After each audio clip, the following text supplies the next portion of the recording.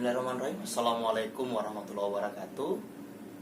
Kawan-kawan guru sekalian, saya Roni Salasa, guru dari SMK Negeri 3 Goa.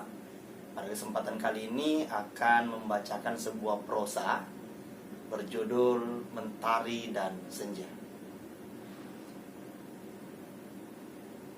Mentari dan Senja.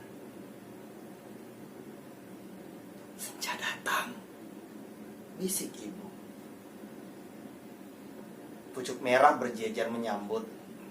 Di ujung, tepat di gerbang Baruga, di kiri dan kanan, pohon ketapang menjadi kapura. Suasana pesta riuh, namun hatiku senyap. Kau tak sempurna melakukannya. Mengapa? Gumamku. Aku tegakkan kepala. Senyumku lepas, setulus yang aku mampu. Sesekali mengangguk menjawab sapaan. Aku terus melangkah pelan di belakang barisan mengarah ke pelaminan. Tak ingin berucap. Aku khawatir sebab menjadi erang di tengah kenduri. Barisan tertahan, menunggu beberapa yang berfoto menuntaskan aksinya. Berfoto di saat tetamu sedang banyak tidaklah bijak. Namun, entah mengapa pemandangan seperti ini kian sering terlihat di negeriku ini. Terutama sejak perempuan hadir di pesta tidak lagi menenteng tas berkilauan, tetapi telepon genggam aneka merek. Kemacetan ini aku manfaatkan untuk mengeluarkan amplop dua. Satu putih, satu lagi berwarna biru. Barisan kian mengular setelah terdorong karena desakan. Aku sampai di depan mempelai. Wajah yang sedari tadi mengeluarkan bahagia tiba-tiba sendu. Bibirnya yang disapu gincu merah tergetar. Tangannya yang aku jabat dengan cepat kemudian berlalu. Sebelum tetamu menyadari suasana yang berubah. Aku melangkah tertunduk. Sesak memenuhi dada. Setengah berlari, aku berusaha mencapai pintu keluar. Sekilas sukulen dalam pot kecil menyita perhatianku. Aku raih sebuah. Di sana tertera namanya, tidak dengan namaku. Malam ini aku bahagia. Harusnya demikian. Pernikahan telah aku jalani siang tadi. Sekarang berdiri di pelaminan dengan wajah paling ayu yang pernah aku miliki. Membagi senyum dan mengurai tawa aku lakukan. Beberapa kawan mengajak berfoto meski tamu kian banyak. Tetapi tetap aku layani. Degup jantungku berubah. Ritmenya kian kencang. Tampak seorang lelaki di pintu masuk Baruga penyebabnya. Sambil tetap menyalami para tamu, tak aku lepaskan pandangan padanya. Daun pucuk merah disentuhnya pelan sambil terus berjalan. Langkahnya terhenti di depan ketapang, sekilas tampak yang menggeleng. Kami bersitatap. Ia melangkah cepat menemukan ekor barisan. Buku tamu tak digubrisnya. Saat ia lepas dari pandang, aku kembali fokus melayani tetamu. Saudara ayah datang bersama keluarga besar. Momen ini dijadikan kesempatan berfoto keluarga. Kusapu ruangan untuk menemukannya setelah foto selesai. Di mana dia? Tiba-tiba barisan terdorong. Di depanku berdiri sosoknya. Aku berusaha tersenyum, tapi tak mampu. Aku rasakan pipi menghangat dan ada bulir bening yang tertahan di ujung mata. Penglihatanku mengabur saat menyambut jabat tangannya. Senja, maafkan aku. Kalimat itu meluncur bersama getar. Ia berusaha tersenyum kemudian bergegas lalu. Masih aku lihat punggungnya saat meraih sebuah sukulen di meja. Kurai sapu tangan di kursi untuk mengalihkan pandangan. Ibu menghampiri. Tari, kamu jangan menangis. Jelang sore kami di dermaga. Suasana senja di sini tidaklah lebih indah dari beberapa titik pantau lain di sekitar Makassar. Tetapi bersamanya semua menjadi sungguh indah. Kecipak air lautnya menyentuh kaki kami. Beberapa ekor ikan warna-warni bermain di sela lamun yang menari menyambut gelombang kecil. Buih pecah di tiang dermaga tempat kerang menempelkan cangkangnya. Di kejauhan, beberapa nelayan mendorong perahu menuju laut. Mentari bersandar di pundakku, di lenganku tepatnya. Di tangannya bangkai seekor bintang laut oranye. Senja, mengapa pantai dan bukan gunung? Tari berucap sambil menatap wajahku. Pertanyaan itu membuatku mengalihkan pandangan dari cakrawala. Kamu masih membutuhkan jawaban, sayang? Bukankah hal ini telah berkali aku uraikan padamu? Aku coba menatapnya untuk meyakinkan. Tari bergeming, tatapnya kian tajam padaku. Sepertinya pertanyaan kali ini memiliki nuansa berbeda. Sayang, akhir pekan depan aku ke gunung ya. Aku akan mendaki. Tidakkah kau ingin menemaniku? Sekali saja. Tari memohon. Maaf, tidak akan aku injak gunung. Aku terlalu mencintainya hingga tak rela meninggalkan bekas luka berupa jejakku di sana.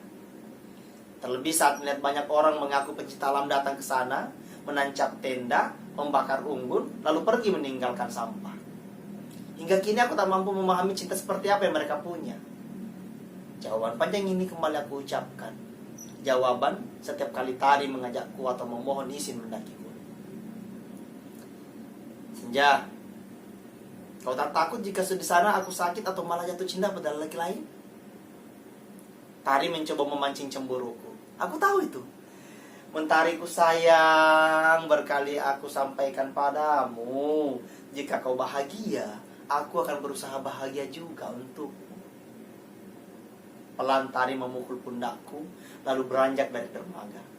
Aku menyusul langkahnya. Tak seperti biasa, hari ini kami pergi sebelum senja benar-benar berlalu. Mengapa aku harus marah? Gumamku dalam hati saat beranjak meninggalkan dermaga. Bukan pertama kali senja menolak ajakan untuk ikut mendaki gunung. Sayangnya, alasan yang diberikannya tidak mampu aku bantah. Senja menjajari langkahku. Sekilas disentuhnya pundak lalu mengelus rambutku. Setelahnya, senja malah berlalu, mendahului ke motor yang terparkir di bawah pohon akasia. Entah mengapa tiba-tiba rasa lain hadir tidak seperti biasanya. Selama ini jika senja melakukan hal itu, aku akan mengejar dan memeluknya dari belakang. Hari ini tidak. Inginku itu menguap bersama sore yang mendung. Tari terbaring lemah dengan infus di tangan dan selang pernapasan di hidung. Seorang laki-laki asing duduk di sampingnya dengan wajah khawatir. Siapa dia? Gumamku. Hampir semua teman-teman sependakian Tari aku kenal. Tapi yang di sampingnya itu tidak. Pintu aku dorong perlahan. Langkah aku pelankan. Belum sempat mengucap salam, Tari melihatku. Senja, mengapa lama sekali? Lelaki asing itu berdiri meninggalkan ruangan. Aku raih tangan Tari. Aku genggam sambil mengecup dahinya. Bibirnya pucat, tetapi matanya masih bersinar laksana matahari sore yang indah. Tari berusaha tersenyum. Senja, aku letakkan telunjuk di bibirnya. Jangan banyak bicara dulu. Istirahat sayang. Nanti kalau sembuh baru cerita lagi ya. Tapi Senja, istirahatlah. Aku bukan tak ingin mendengar Tari bercerita. Hanya saja kejadian yang menyebabkan Tari ada di sini sudah aku ketahui dari kawan-kawan yang bersamanya saat mendaki. Saat itu kabut menyelimuti bawah Karaeng. Kami bersepakat tak melanjutkan pendakian, tetapi Tari memaksa. Tari sangat yakin kami bisa tiba di puncak untuk merayakan ulang tahun kelompok kami. Belum terlalu jauh dari Rama, gerimis datang. Kembali kami meyakinkan Tari, tetapi dia tetap saja ngotot, urai Fani. Pandangan kami terbatas. Tari berjalan sendirian di depan. Suara guru diselingi kilat disusul suara teriakan Tari.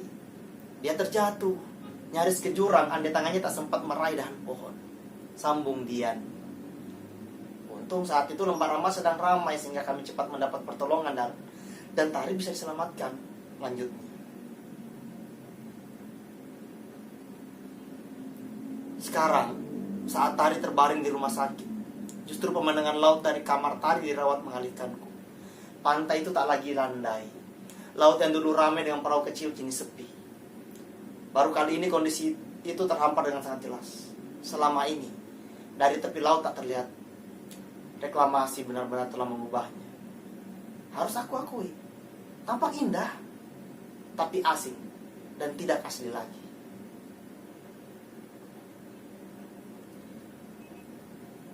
Kelak, jika kita menikah, aku mau pesta pernikahan dengan nuansa alam.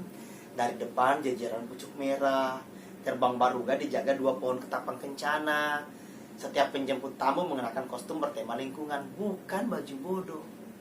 Gerbang dalam akan dilingkari hiasan bunga kertas, kembang kertas aneka warna. Di bagian dalam lagi akan ada akuarium berisikan ikan laut, bintang laut, oranye, lengkap dengan lamun. Pasir pantai aku gores dengan ranting, memaparkan ideku pada Tari. Tari mendengar dengan baik. Aku ingin ada carrier, karabiner, portable stock, dan perlengkapan mendaki lainnya. Juga ada unggun, tiruan, serta tenda berdiri di bagian depan pelaminan. Tari menambahkan ideku. Kita akan tetap menggunakan pakaian adat Makassar dominasi warna hijau. Oh ya, nanti souvenir pernikahannya tumbuhan hidup ya, mungkin kaktus atau sukulen. Kami terbahak bahagia. Saat lidah ombak datang menyapu goresan kami, aku cipratan air laut ke wajah Tari. Segenggam pasir dilemparkan pada aku untuk membalas. Kami berkejaran, tertawa hingga lelah dan pasrah pada hamparan pasir. Langit biru pelan memudar, 1-2 bintang pelan muncul berkedip. Kami beranjak saat lampu nelayan di tengah laut kian jelas. Sebuah amplop biru distaples bersama amplop putih bergambar bintang laut oranye. Tak tertulis nama di sana, tetapi aku tahu dari siapa. Ibu menyisihkannya sengaja. Amplop itu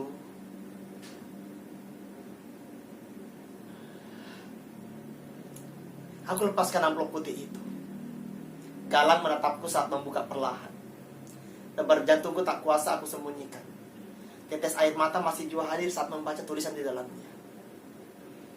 Mentariku sayang, berkali aku sampaikan padamu, jika kau bahagia, aku akan berusaha bahagia juga untukmu. Hening menguasai kami. Galang, yang sekarang adalah suamiku, menangkup wajahku dengan kedua tangannya. Dia menembusi mataku dengan tatap teduhnya. Menangislah. Tuntaskan. Pastikan ini yang terakhir untuknya, sayang. Amplop biru aku raih. Kembali aku buka dengan pelan. Di dalamnya sebuah kertas berwarna merah muda dengan tulisan tangan senja. Ya, aku selalu mengenali tulisan tangan senja. Doakan kami juga bisa bahagia. Salam, Senja dan Jingga. Membaca nama Jingga aku tersenyum. Senja akan bahagia bersama Jingga. Mereka menyenangi pantai, laut, dan segala yang tersaji di sana.